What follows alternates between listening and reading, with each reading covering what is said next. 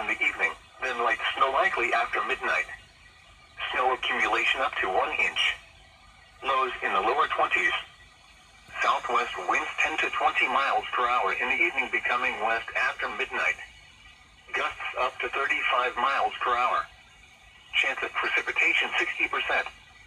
For Sunday, cloudy with light snow likely in the morning, then partly sunny in the afternoon. Little or no snow accumulation. Highs in the lower 20s. Northwest winds 10 to 20 miles per hour with gusts up to 30 miles per hour. Chance of precipitation 60%. And for Sunday night, clear. Lows 3 below to 1 above zero. Wind chills as low as 5 below to 15 below zero. West winds 10 to 15 miles per hour. For Monday, mostly sunny in the morning, then cloudy with snow in the afternoon. Several inches of accumulation possible. High 17 to 21. Lowest wind chill reading 5 below to 15 below zero in the morning.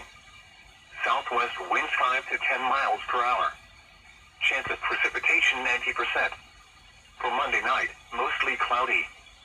Snow in the evening, then a slight chance of light snow after midnight. Several inches of accumulation possible. Lows 5 to 9 above. South winds 5 to 10 miles per hour in the evening, shifting to the north after midnight. Chance of precipitation 90%. For Tuesday, mostly cloudy. A 20% chance of light snow in the afternoon. Highs in the lower 20s. Alright guys, so this is that Montana guy bringing in another video. I'm sorry it's kind of rocky and everything. I'm just using my little tablet here, so I don't, it's kind of a little shaky. I do apologize, but the purpose of this video is to kind of show you again on the CB radio one of the importances of it.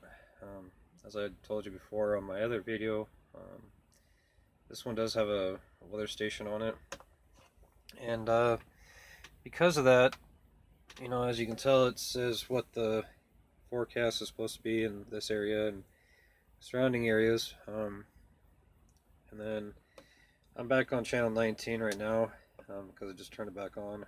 I don't think you can see on the video here. That's the trucker channel. Mostly truckers are on that channel. And so again, the importance of the CB radio. For one, it tells you the hazards that are going on in your area. As you move further away from a specific area, you might have to change a channel. This one was on channel 7 for the weather. After a while, you can change to channel 8 or 9 or 10 or whatever, depending on the situation and which way you're going. You know, this helps out because that way you don't have to be on your cell phone while you're driving, which you shouldn't be doing anyways, but there's a lot of people that do. So in this situation, you know, it's going to be icy outside. There's a little bit of snow, and so this helps out because, you know, like I said, you don't have to be on the cell phone while you're driving, especially on ice. You should have both hands on the wheel. You know, people from Montana know that, but people back east, I don't know about that. But anyways, so again, importance of it. This newer ones have the weather channel. Another thing too about the CB radio is you can, if you see somebody on the side of the road with their flashers on, you can, if they have a CB radio on, they have a CB radio on, you can contact them, say, hey, are you doing okay?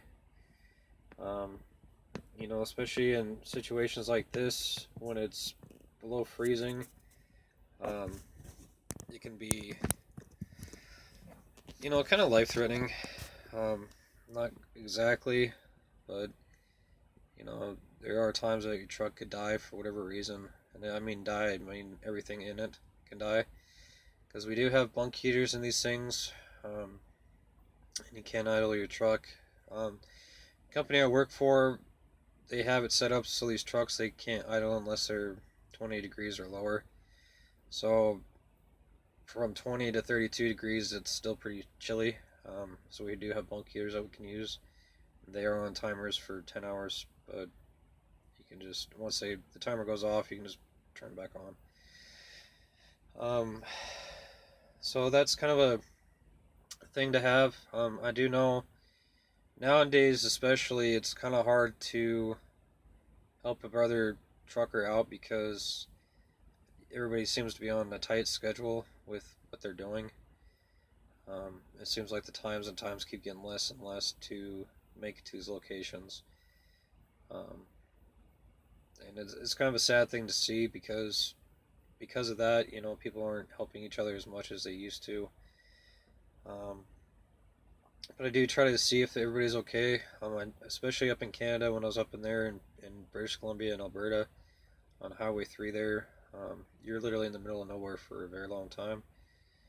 And anytime I saw a trucker parked on the side for whatever reason with the slashers on, I would stop and make sure they're okay.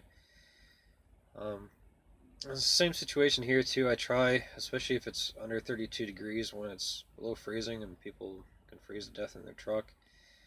It's something not to mess around with. And I'm not trying to scare anybody from ever becoming a trucker. I encourage it. It's a very successful life. It's a very unique lifestyle. There are a lot of sacrifices that you have to do, but anyways, that's it for a different video. This one's just talking about the CB radio. So, but like I said, when somebody's on the side of the road, I forgot to mention that on the other video. You can contact them and make sure they're okay. Of course, you can figure out what's ahead of you if you listen to the radio. And this is one of the reasons why I believe that it should be coming back, and I think everybody should have one that's in a truck, just for that reason. It's a safety thing. And I've told you on my other video of a situation that I was in, that that radio that I had, it was a 29 LTD Classic Cobra that I had, and that one saved my life. But that's, if you want to check out that video, it's kind of boring like this one, but anyways, so these are just kind of a couple examples again of why it's important to have a CB radio. Again, thank you all for watching. This is that Montana guy. Take care, stay safe, enjoy the woods. Bye bye.